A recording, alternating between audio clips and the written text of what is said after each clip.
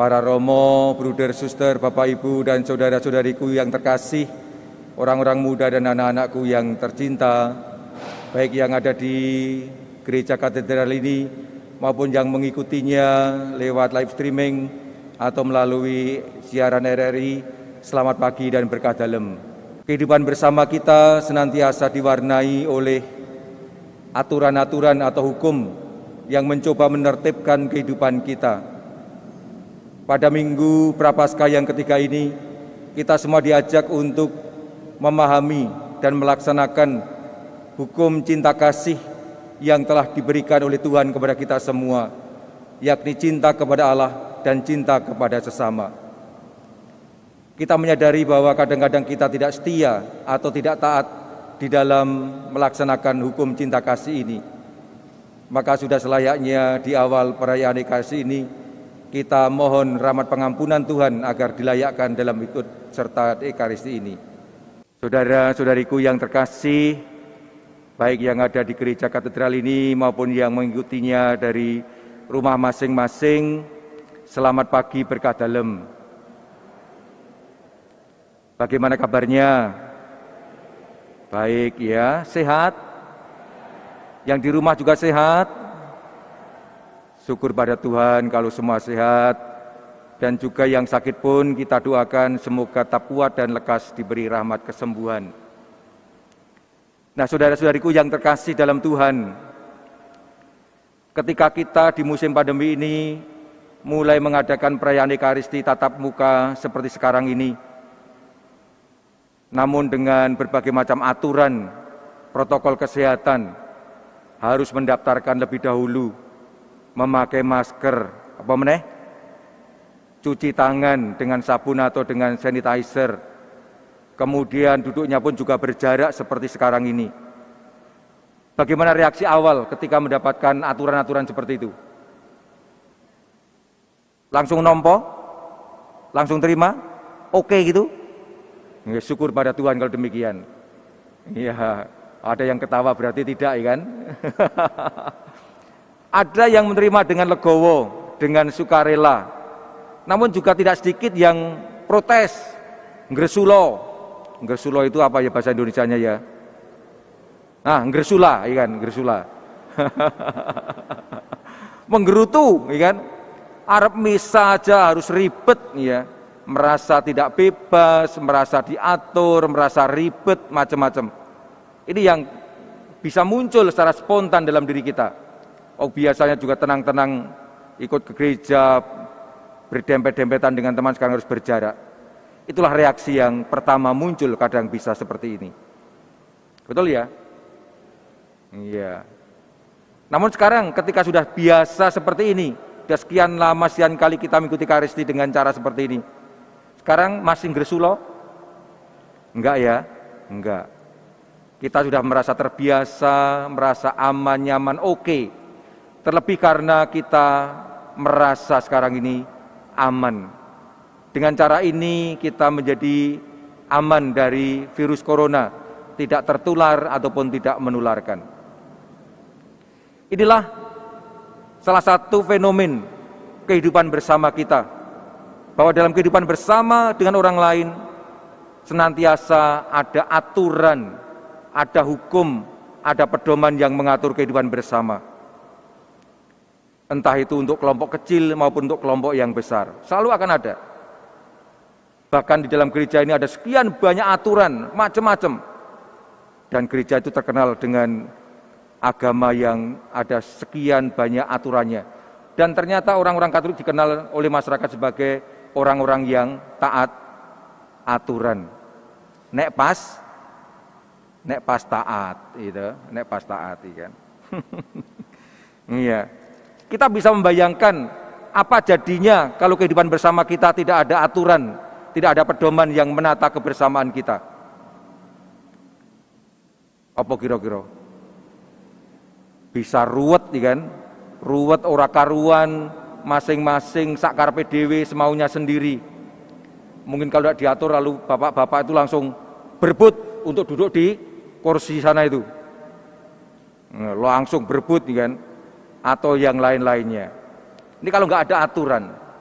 bisa terjadi keruwetan, kesimpang siuran, dan amburadul jadinya.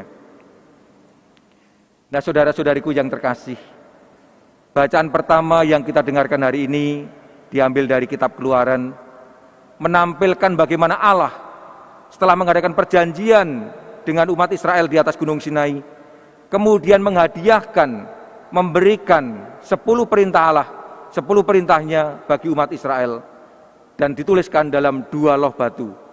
1 loh dengan 10 perintah untuk Allah, dan 10 perintah Allah untuk umat Israel. Semacam perjanjian. Melalui 2 loh batu ini, melalui 10 perintahnya ini, Allah ingin untuk menata kehidupan umat Israel. Ingin menuntun umat Israel, memberikan pedoman agar mereka semua bisa hidup sesuai dengan kehendak Allah, hingga akhirnya tetap menjadi umat kesayangan Allah sendiri, dan Allah tetap ada bersama dengan mereka. Siapa yang ingat ke-10 perintah Allah itu? Ada yang ingat? Ngacung? Gak ada yang ingat sama sekali? Nah, saya itu lebih banyak ingatnya dalam bahasa Jawa.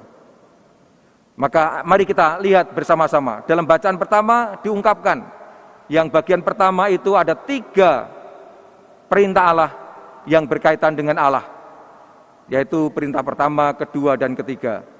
Sementara keempat sampai ke-10 itu perintah terkait dengan relasi antar kita umat manusia. Yang pertama adalah, akulah Tuhan Allahmu, jangan menyembah berhala, berbaktilah kepadaku saja, melebihi dari yang lain.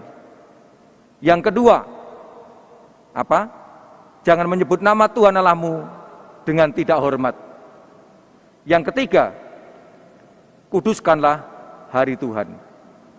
3 perintah Allah yang pertama ini semua mengatur relasi kita dengan Allah, supaya kita semakin dekat padanya, supaya kita semakin berpaut padanya, dan akhirnya kita menjadi umat kesayangannya. Kemudian mulai keempat, hormatilah orang tuamu, ibu bapamu. Yang kelima,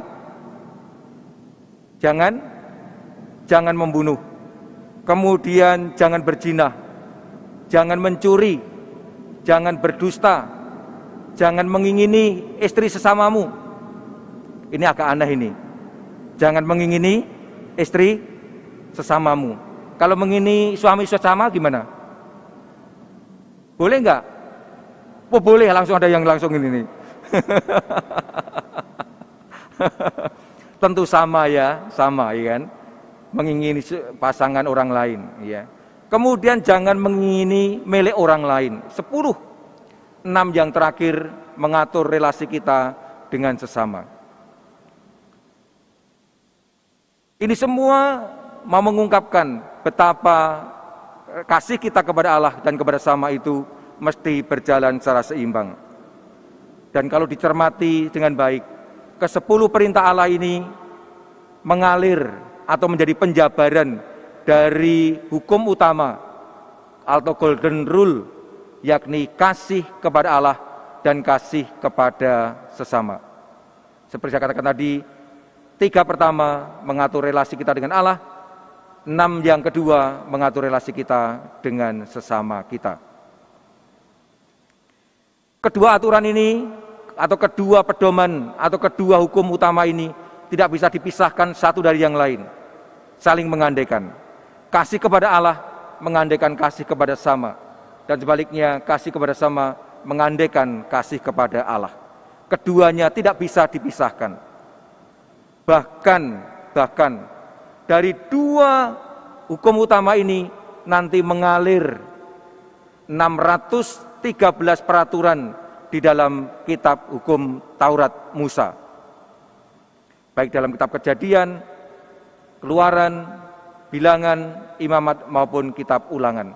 Ada 613 yang semua diturunkan dari 2 hukum utama ini. Dan di dalam gereja Katolik kemudian diturunkan juga dalam 1752 kanon dalam kitab hukum kanonik.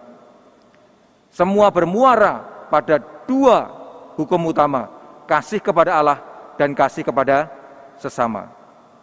Maka bisa dibilang bahwa kasih kepada Allah dan kepada sesama ini menjadi babon atau menjadi induk dari semua peraturan, semua pedoman yang ada di dalam gereja kita sampai detik sekarang ini.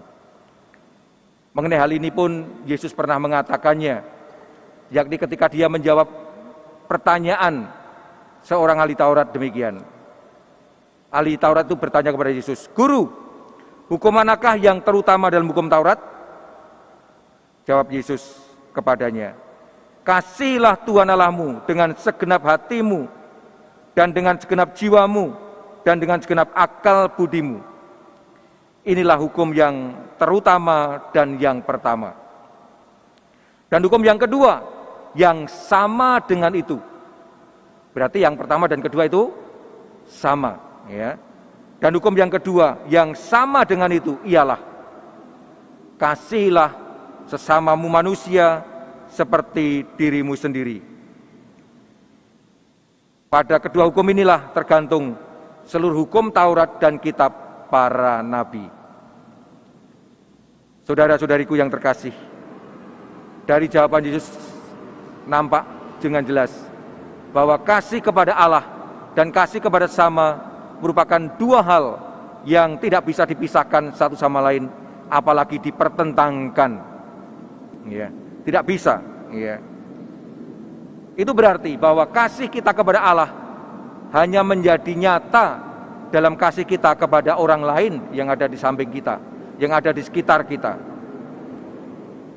Itu berarti pula orang hanya bisa dikatakan mencintai Allah kalau kita mencintai sesama.